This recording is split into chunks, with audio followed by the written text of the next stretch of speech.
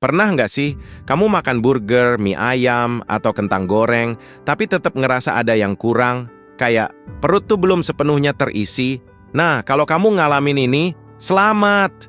Itu artinya kamu udah terprogram sebagai orang Indonesia sejati. Tapi kenapa, ya? Kok nasi bisa jadi makanan yang kayaknya wajib banget ada? Apa ini cuma kebiasaan turun-temurun, atau ada alasan yang lebih dalam? Yuk, kita bongkar semua fakta menariknya. Beras itu ternyata bukan asli Indonesia loh. Tanaman padi pertama kali ditemukan di daerah Cina Selatan dan India sekitar 10.000 tahun lalu. Dari sana, padi menyebar ke Asia Tenggara lewat migrasi manusia. Sekitar 3.000 sampai 2.000 tahun sebelum Masehi, bangsa Austronesia yang bermigrasi ke Nusantara membawa teknologi bertani padi. Mereka mulai menanam padi di dataran rendah dan daerah dekat sungai, yang lambat laun menjadi makanan pokok di beberapa wilayah. Tapi dulu, orang Indonesia nggak semuanya makan nasi. Ada daerah yang lebih banyak makan sagu seperti di Maluku dan Papua. Ada yang lebih sering makan jagung dan singkong, terutama di daerah Nusa Tenggara dan Sulawesi.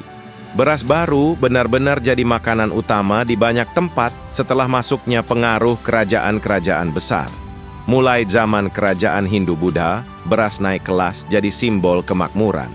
Kalau kita lihat relief di Candi Borobudur dan Prambanan, ada banyak gambaran kehidupan petani yang menanam padi.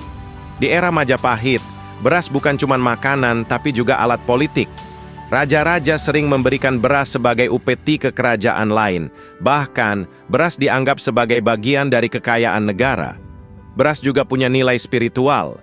Beberapa tradisi adat di Indonesia melibatkan beras, seperti sesajen dalam upacara keagamaan dan pernikahan. Makanya, beras bukan sekadar makanan, tapi juga punya makna mendalam di budaya kita. Kenapa nasi bisa lebih populer dibanding jagung atau sagu? Salah satu jawabannya ada di kondisi geografis Indonesia. Tanaman padi butuh banyak air dan suhu yang stabil. Nah, Indonesia yang beriklim tropis dengan curah hujan tinggi cocok banget buat pertanian padi. Sementara itu, jagung lebih cocok di daerah kering dan sagu hanya tumbuh di hutan-hutan tertentu. Karena padi bisa tumbuh di banyak tempat di Indonesia, nasi jadi lebih gampang diakses oleh masyarakat. Masuk ke zaman kolonial, Belanda makin memperkuat dominasi beras di Indonesia. Mereka membangun sistem irigasi besar-besaran untuk sawah karena menganggap beras lebih menguntungkan daripada tanaman lain. Setelah Indonesia merdeka, kebijakan ini terus berlanjut. Di era Presiden Soeharto, ada program swasembada pangan yang bikin beras jadi prioritas utama.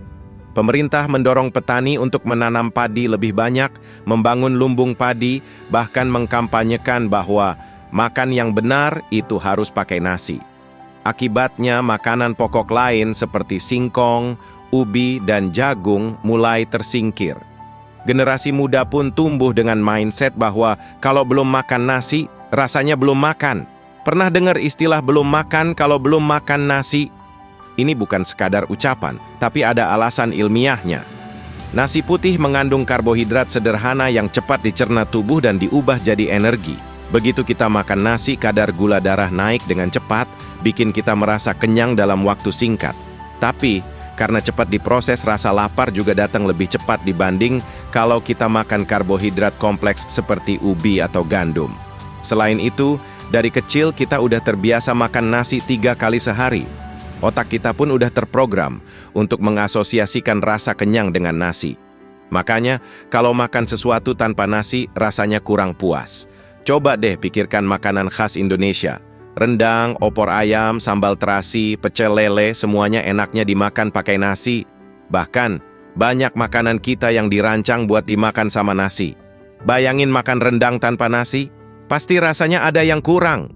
Di warung makan, kalau pesan lauk tanpa nasi, bisa-bisa kamu malah ditanya, nasinya mana? Ini bukti kalau nasi udah jadi bagian penting dari budaya makan kita. Tapi sekarang, ada tantangan besar buat nasi. Perubahan iklim bikin produksi padi makin susah. Harga beras juga naik turun, dan gerakan diet rendah karbohidrat mulai populer. Beberapa daerah mulai menghidupkan lagi makanan pokok tradisional seperti singkong dan sagu. Tapi, Bisakah nasi benar-benar tergantikan? Kayaknya masih butuh waktu lama, karena nasi udah begitu mengakar dalam budaya kita. Jadi, kenapa orang Indonesia nggak bisa lepas dari nasi? Jawabannya ada di sejarah panjang, kondisi geografis, kebijakan pemerintah, faktor psikologis, dan budaya makan kita yang udah terbentuk selama berabad-abad. Gimana menurut kalian? Apakah kalian tim harus nasi atau mulai terbuka buat makanan lain sebagai pengganti? Komen di bawah ya. Jangan lupa like, subscribe, dan nyalain loncengnya buat dapetin lebih banyak video menarik tentang sejarah dan budaya Indonesia. Sampai jumpa di video berikutnya.